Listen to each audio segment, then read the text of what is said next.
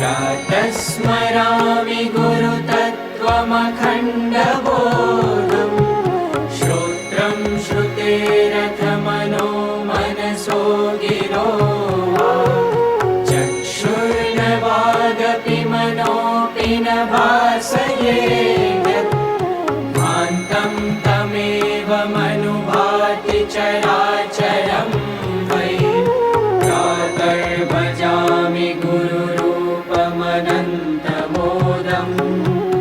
यल्लेशलेशत इमे नरदेवदैत्याः कन्यायतिश्च लभते परिशान्तचित्ते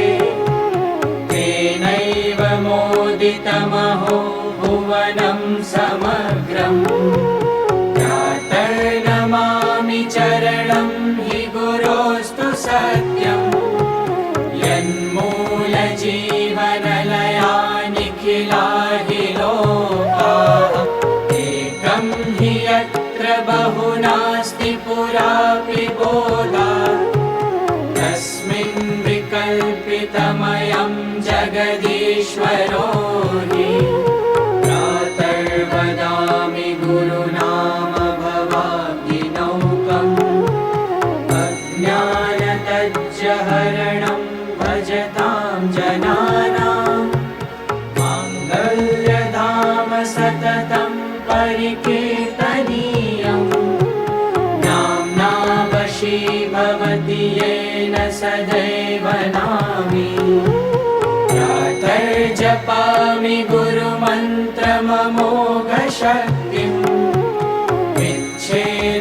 विच्छेदयञ्जनिमृति अघनाशकारि ध्यायेत यश्च मननादतिपूर्वकाणाम्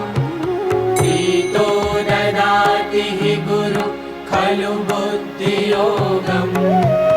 ध्यायाम्यहं परमदक्षिणमूर्तिदेवम्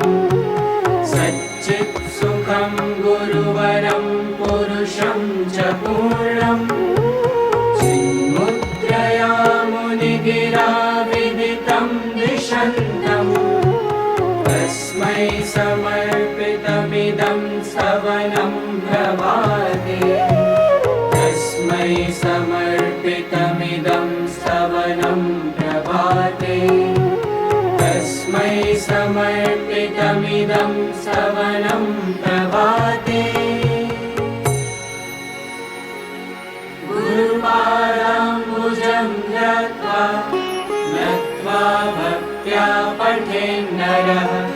पुण्यं स्तोत्रमिदं प्रातः गुरुस्तस्य प्रसीदति ज्ञानामृताभिषेकेण द्रष्टारं दर्शयत्यथा श्रद्धामेधायुतो विद्वान्